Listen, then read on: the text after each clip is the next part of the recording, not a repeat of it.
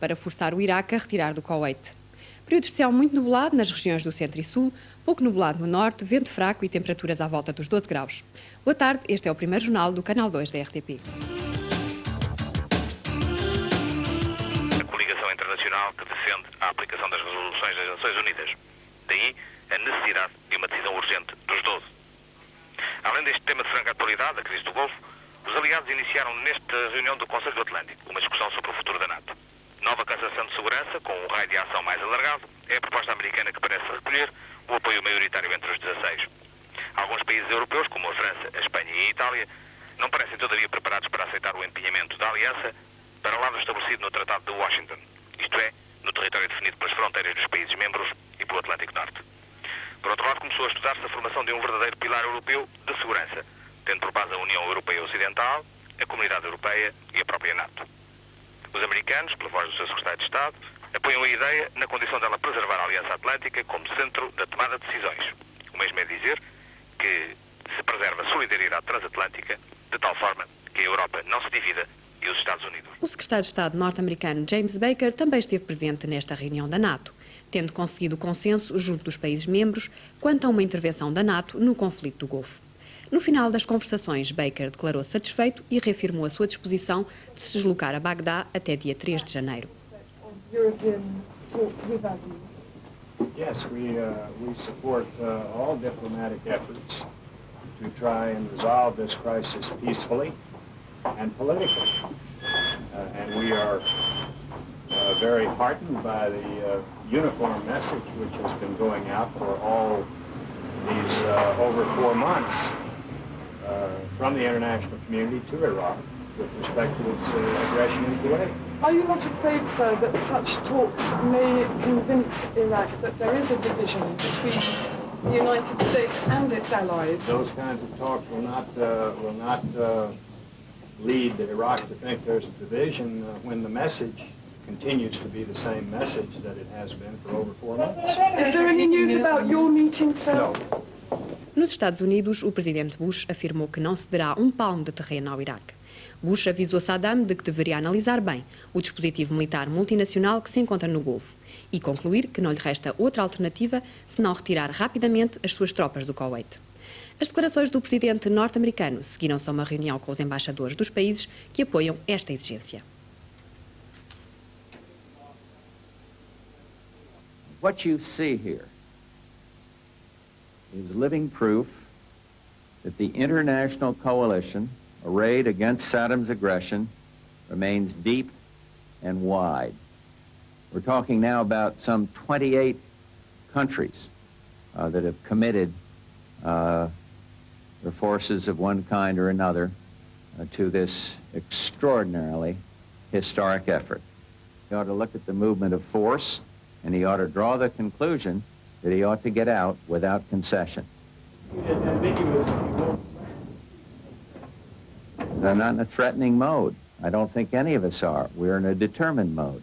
A mode that he should get out without concession. And this is the will of the world body. This is the will of the entire world, if you will, against this man. And he's got to understand it. So we're going to keep on repeating it. No concession, no negotiation for 1 inch of territory. And Mr. Saddam Hussein, you simply do what the world is calling upon you to do. Get out. And we have to keep repeating it. Some people are a little slow to get the word. And we're going to just keep saying it over and over again. Enquanto Bush declara que não haverá concessões, o bloqueio económico decretado pela ONU começa, segundo as autoridades de Bagdá, a fazer os seus efeitos. O ministro da Saúde, Abdul Salam, veio a público anunciar que cerca de 2.000 crianças iraquianas morreram desde agosto último devido à escassez de comida e medicamentos provocada pelo embargo. Entretanto, as tropas da Força Multinacional prosseguem os treinos militares, preparando-se para enfrentar um eventual eclodir do conflito. No Golfo Pérsico, nada passa despercebido. Os navios da Força Multinacional, liderada pelos Estados Unidos, patrulham dia e noite a zona, fazendo todos os dias exercícios militares para testar o seu arsenal no eventual conflito militar contra o Iraque. Nada escapa a estes radares. Em terra, os treinos são também uma constante. Estes soldados de elite egípcios passam os dias a testar as suas capacidades de resistência. Ao todo, 300 veteranos que participaram em 1967 na Guerra dos 6 Dias contra Israel. Os treinos englobam técnicas de luta e a sobrevivência em pleno deserto, como, por exemplo, ter que matar e comer os animais que forem encontrando. A Comissão Nacional dos Descobrimentos reuniu esta manhã para aprovar o orçamento do próximo ano e debater algumas iniciativas. Com 1.240.000 contos, a Comissão vai continuar a privilegiar a investigação e a cooperação com as universidades. Para 91 destaca-se uma exposição inédita de marfins afro-portugueses e a recuperação da fragata Dom Fernando. A investigação continua a ser a área a privilegiar em 91 pela Comissão Nacional para a Comemoração dos Descobrimentos Portugueses. Cerca de 18% do orçamento aprovado destina-se ao programa de atuação nos domínios relacionados com a investigação e história dos descobrimentos. Do programa para o próximo ano, destacam-se a instalação da Universidade de Verão no Mosteiro da Arrábida, uma exposição sobre o marfim da influência portuguesa, outra exposição sobre a véspera do mundo moderno e a continuação das óperas de Philip Glass e João Paes. Colóquios e exposições várias complementam o rol de atividades da Comissão. Mas o mais importante ainda está para vir. A Comissão só tem competência para tratar de comemorações e as comemorações dizem respeito aos descobrimentos portugueses. O que não impede de dar sugestões aos departamentos competentes do Governo. Fez isso quanto ao Campeonato do Mundo de Futebol e continua a considerar que seria extraordinariamente importante que ele se realizasse em 1998 em Lisboa, no nosso país, dizendo melhor. Os nossos grandes projetos são projetos que passam pela comemoração da chegada ao Japão em 93, pela comemoração do 6º centenário do nascimento do Infante Dom Henrique em 94 e do 5º centenário do Tratado de Tordesilhas também em 94, acoplados com o facto de Lisboa estar previsto que seja nesse ano a capital europeia da cultura, da chegada de Vasco da Gama à Índia a celebrar em 97 e 98, juntamente com uma grande exposição internacional, e da chegada de Pedro Álvares Cabral ao Brasil em 1500. Foi também hoje lançado o primeiro número da revista Mare Liberum, é semestral, editada em 6 línguas. Como o próprio nome diz, Mare Liberum é um título provocatório, como está a ver, mas depois por baixo tem um subtítulo, Revista da História dos Mares. Isso significa que nós vamos publicar tudo o que se refere à história dos mares, desde a construção naval, à náutica, a descobrimentos, a viagens, etc. Finalmente, foi revelado o vencedor do prémio João de Castro no valor de 1.500 contos, com a tradução de Roberta Katz, da peregrinação de Fernão Mendes Pinto. O mais antigo centro de formação profissional do país faz hoje 25 anos. Serve a indústria do calçado e localiza-se em São João da Madeira. Este aniversário ocorre numa altura de grandes mudanças, tanto no setor do calçado como nos próprios conceitos e métodos de formação profissional. Calçado o caso de um gigante industrial com bases frágeis. Uma década de subida explosiva nas exportações, 110 milhões de contos em 89, a par de uma pulverização excessiva. 75% das empresas com menos de 10 trabalhadores. Grande penúria de quadros, apenas 0,6% dos efetivos totais, muito aquém da média nacional. E baixos salários e produtividade, apesar de melhorias recentes. A aposta no fator humano é decisiva no quadro do mercado europeu. É isso que pretende fazer o Centro de Formação Profissional de São João da Madeira, criado há 25 anos, sob a responsabilidade conjugada do Estado e da indústria. Com polos em Falgueiras, Guimarães, Benedito, Oliveira do Douro e Oliveira das Meias, o centro formou 6.000 trabalhadores, entre os quais estilistas e modelistas. Associado às comemorações dos 25 anos, o secretário de Estado do Emprego e da Formação Profissional, Bagão Félix, referiu a necessidade de uma batalha cultural que passe por uma mudança de mentalidades, tanto dos empresários como dos trabalhadores. Daí que para nós promover a formação profissional seja, sobretudo, atacar frontalmente o problema das mentalidades. Em segundo lugar, defender intransigentemente a qualidade como um elemento imprescindível da eficiência da formação profissional. Os recursos hídricos do Norte, objeto de um primeiro congresso sobre o tema. Durante o encontro, que começou hoje no Porto, serão conhecidas as conclusões dos vários grupos de trabalho que se têm dedicado ao estudo dos rios nortenhos. O Ministro do Ambiente presidiu a abertura do congresso e anunciou investimentos de 260 milhões de contos no nosso país para os próximos 3 anos. Os índices de poluição mais preocupantes situam-se nos rios Ave e Cávado, mas os rios Lima, Minho e Douro necessitam de ações cuidadas de modo a serem evitados surtos de contaminação graves que possam conduzir à poluição. Esta é a grande conclusão, em termos gerais, de vários trabalhos realizados por equipas da Comissão de Coordenação da Região Norte que estão reunidas em congresso até amanhã. Mesmo antes da apresentação das conclusões, o Ministro do Ambiente anunciou as diretrizes da política ambiental no domínio dos recursos hídricos, classificando-as de reforma como prevenção ao agudizar dos problemas. Fernando Real anunciou que nos próximos 3 anos o Governo vai viabilizar projetos que no total ascendem a 260 milhões de contos, suportados pelos fundos do FEDER, pela Administração Central e pelas verbas das autarquias. Numa tentativa de descentralizar e responsabilizar os utilizadores, o Governo vai continuar a assinar contratos-programa com as autarquias. Ao abrigo destes programas, irão desenvolver-se neste período, 91-93, diversas formas de intervenção regional, com particular realce para as de natureza estruturante no domínio dos recursos hídricos, a levar a cabo no âmbito da figura dos contratos-programas pelas associações de municípios respectivas. No caso particular do saneamento básico, os objetivos de desenvolvimento deste setor apontam para um enorme esforço de investimento na próxima década. Outra medida importante à qual o Ministro se referiu tem a ver com a nova legislação que vai regular, entre outros aspectos, o princípio do utilizador-pagador e, mais especificamente, do poluidor-pagador. Também a criação do Instituto Nacional da Água, ainda em Constituição, é uma medida a concretizar a médio prazo como forma de institucionalizar e permitir maior eficácia no planeamento e gestão das bacias hidrográficas. Quase 1000 crianças de ambos os sexos, oriundas de famílias economicamente débeis, são apoiadas pela SCAIL, Sociedade das Casas de Apoio à Infância de Lisboa. Fundada há 156 anos por Dom Pedro IV, as suas atividades repartem-se por infantários, jardins de infância e ocupação de tempos livres. Esta manhã, a Casa de Santana foi visitada pelo Primeiro-Ministro Cavaco Silva, que contactou diretamente com as crianças.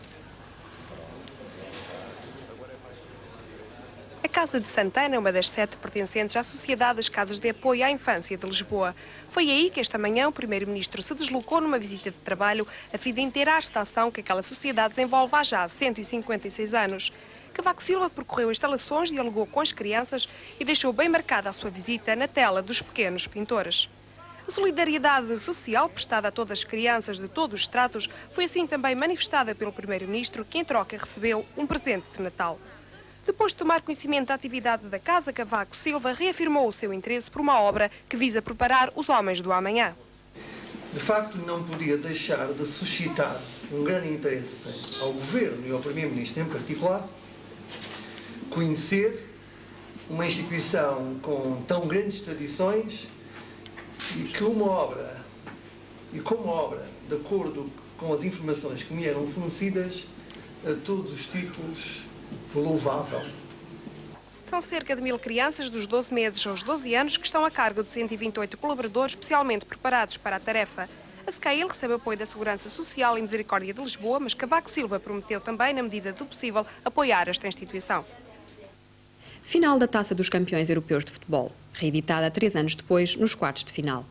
Os caprichos do sorteio ditaram o encontro entre o Bayern de Munique e o Futebol Clube do Porto, a 6 e 20 de março, enquanto o Sporting defronta na Taça UEFA os italianos do Bolonha.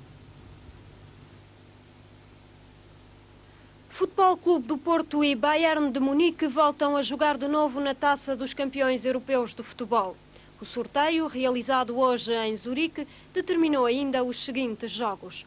O Spartak de Moscovo jogará com o Real Madrid, um dos grandes candidatos. AC Milan, atual detentor da taça, e Marselha defrontam-se naquele que deverá constituir o principal jogo da eliminatória, já que as duas equipas foram sempre apontadas como grandes favoritas. Finalmente, o Estrela Vermelha de Belgrado joga com o Dinamo de Dresden. Na Taça das Taças, a Sampdoria, que venceu o ano passado a competição, terá como adversário o Legia de Varsóvia. Mas o grande jogo destes quartos de final é o que opõe o Dinamo de Kiev, campeão soviético, ao Barcelona. Manchester United, Montpellier e Liège Juventus são os outros 2 jogos desta taça. Na Taça UEFA, o outro representante português, o Sporting, jogará com o Bolonha. A grande curiosidade nesta taça é o jogo que opõe duas equipas italianas, o Atalanta e o Inter de Milão. Os outros jogos determinados pelo sorteio opõem o Torpedo de Moscovo ao Brøndby e o Roma ao Anderlecht. Futebol ainda. Portugal defronta amanhã os Estados Unidos nas Antas, sem grandes soluções de ataque. Cadete e Rui Águas estão lesionados, Oceano também. Artur Jorge poderá ter algumas dificuldades para formar a equipa, mas os americanos não devem trazer muito mais na bagagem, além da boa disposição. Artur Jorge não conta com um único avançado de área. Rui Águas está lesionado, o mesmo acontece com o sportinguista Cadete. O primeiro dia de trabalho da seleção foi sossegado. Depois da concentração, os jogadores treinaram nas Antas à porta fechada.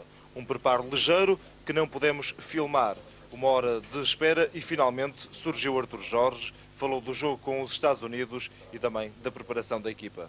Este jogo que vem a seguir com os Estados Unidos visa naturalmente preparar a equipa para o Campeonato da Europa. O Campeonato da Europa é esse que é também uma etapa fundamental para a formação de uma seleção nacional que possa arrancar para o Campeonato do Mundo dos Estados Unidos com possibilidades de ir o mais longe possível. Para cumprir estes objetivos, Artur Jorge convocou 5 campeões do mundo de juniores de Riad. Uma estreia absoluta nestas coisas de seleções é Paulo Bento, um jovem de 21 anos que joga no Estrela da Amadora. O meu trabalho, e está a ser reconhecido o trabalho que eu tenho desenvolvido no Estrela, e é com bastante satisfação que estou aqui. Realmente é um dos dias felizes para mim, já que estou a trabalhar na Seleção A. Como é que vê esta chamada? Olha, encarei-a com alguma surpresa, mas também, acima de tudo, com muita satisfação, e é com bastante orgulho, como lhe disse, que venho treinar aqui para dar o meu melhor. Rui Barros e Futre também não compareceram. Barros já treina hoje, de Futre espera-se que chegue a qualquer momento. Segundo o Dr. Camacho Vieira, Oceano está também em dúvida para o jogo de quarta-feira. Depois do treino de desentorpecimento, os atletas tiveram ainda banhos e massagens. Os norte-americanos treinaram também ontem à tarde no Estádio do Mar, em Matosinhos. Seleção em fase crescente, os Estados Unidos da América vêm de uma digressão europeia. Este ano já fizeram 30 jogos, participaram no Itália 90, onde perderam todos os desafios. Desde aí jogaram mais 11 vezes, ganharam 5 jogos, empataram 3 e perderam outros 3. Surpreendente a vitória por 3-2, conseguida em Varsóvia, frente à Polónia. No último jogo que efetuaram, empataram a 0 golos com a Seleção A da União Soviética. 11 norte-americanos jogam futebol em clubes europeus. Apenas 5 deles vão defrontar Portugal. No Itália 90, 2 jogadores deram nas vistas, o guarda-redes Tony Miola e o médio Tab Ramos. Robert Gansler é o técnico principal. Quarta-feira vão estar ausentes 4 habituais titulares no jogo frente a Portugal. Esta noite, aqui no Canal 2, poderá assistir a mais um episódio da série O Polvo, incluída na rubrica Clássicos da TV, com início às 19h30. Mas o nosso destaque vai para o filme de Stephen Frears, A Minha Bela Lavandaria, perto das 10 da noite. Uma história protagonizada por 2 jovens que tentam sobreviver numa atmosfera de degradação económica e moral. Uma história passada no cinzento e degradado sul de Londres. 2 jovens, um paquistanês e outro inglês, têm um caso de amor. Montam um negócio e tentam sobreviver numa atmosfera de degradação económica e moral. A Minha Bela Lavandaria, de Stephen Frears. Para ver hoje, em Cinema 2. Este foi o primeiro jornal da terça-feira, 18 de dezembro. A informação volta aqui ao Canal 2 às 21h com o Jornal das 9. Boa tarde.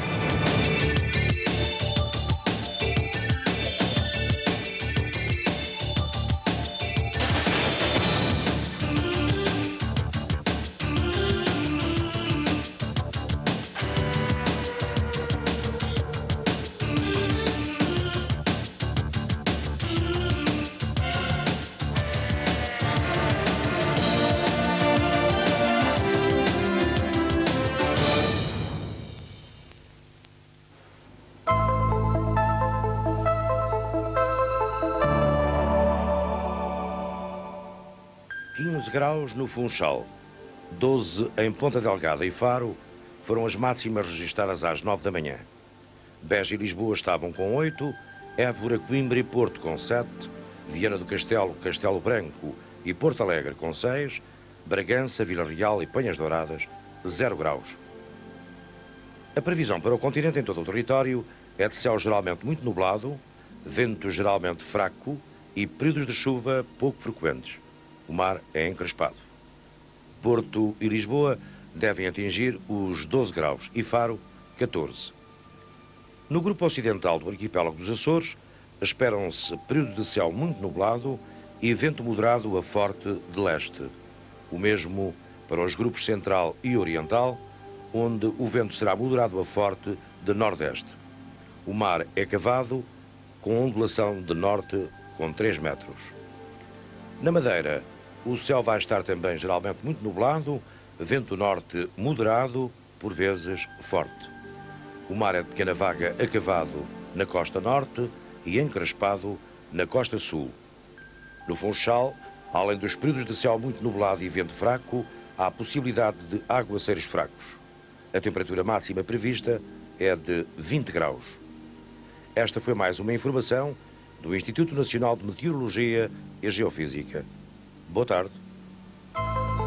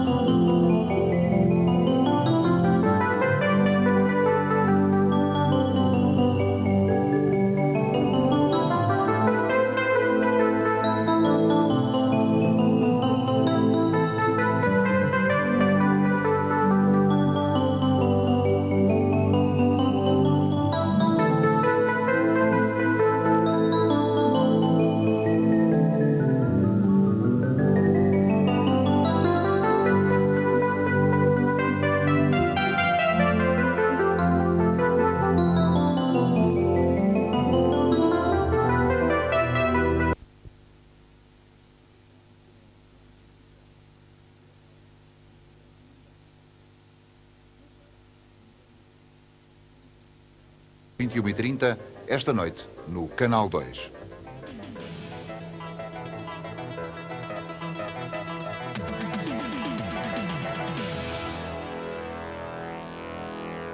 Este foi o primeiro jornal de segunda-feira, 17 de dezembro. A informação volta logo às 21h com o Jornal das 9. Boa tarde.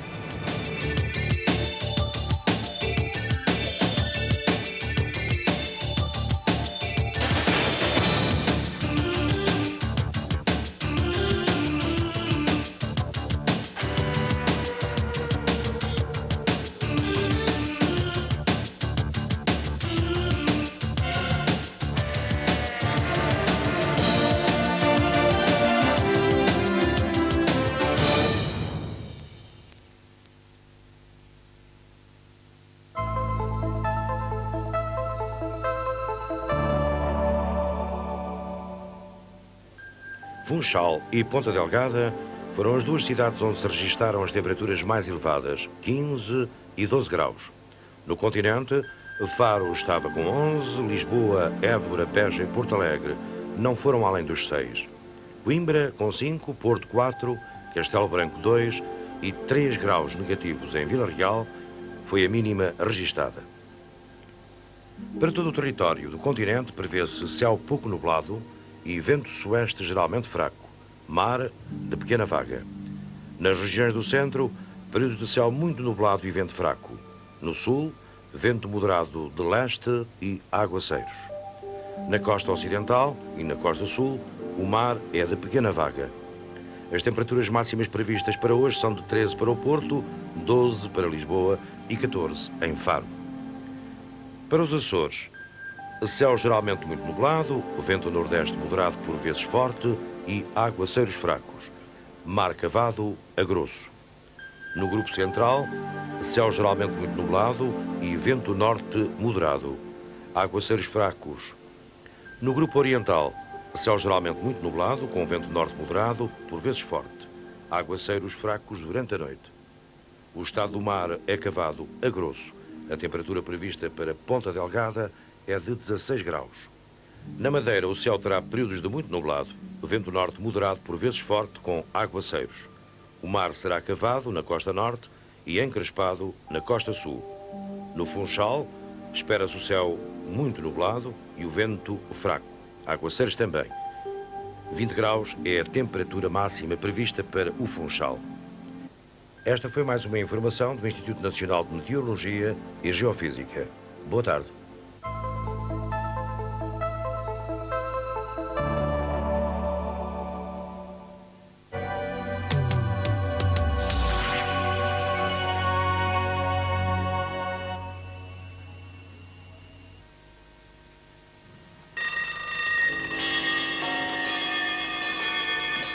Super fim do ano no Canal 2, em direto e ao vivo do Terreiro do Paço. Grande espetáculo gratuito com 10 bandas, grupos e orquestras e ainda o circo e o fado. No Terreiro do Paço, a primeira coprodução RTP Pelouro de Turismo da Câmara Municipal de Lisboa.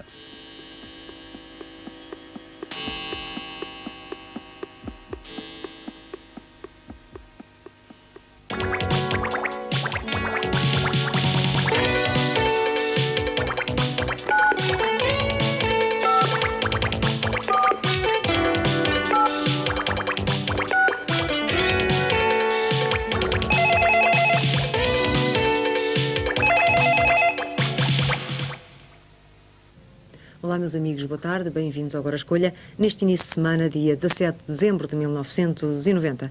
E para vocês, uma boa época natalícia. Então, já fizeram algum desenho? Já enviaram para o Agora Escolha? Duvido, ainda é cedo.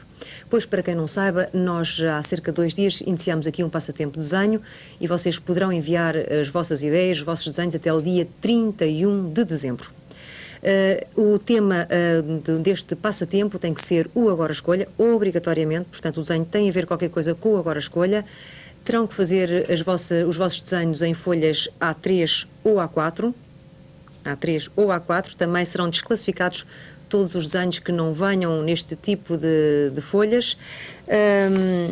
Têm de pôr no verso do desenho o vosso nome, idade, morada, número de telefone. Idade é essencial para fazermos as nossas classificações, é claro que não haverá limites de idade, e depois não se esqueçam de enviar os vossos desenhos aqui para a seguinte morada. Vá lá, escrevam lá, podem enviar para Programa Agora Escolha, Passatempo de Desenho, Rádio Televisão Portuguesa, Avenida 5 de Outubro, 197 1000, Lisboa. Vou passar a repetir. Portanto, mandem os vossos desenhos para Programa Agora Escolha.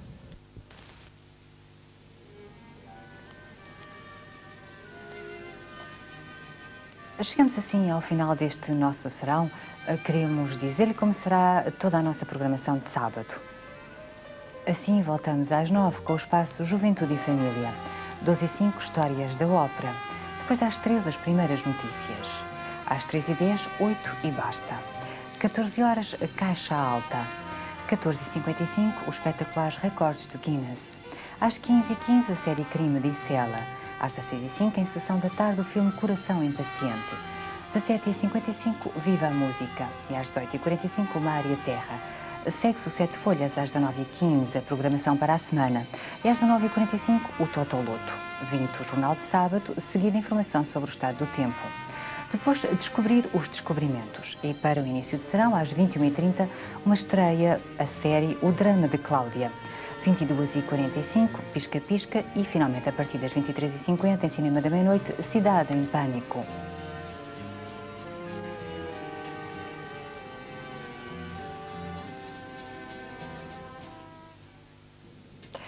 Já ficou a saber toda a nossa programação.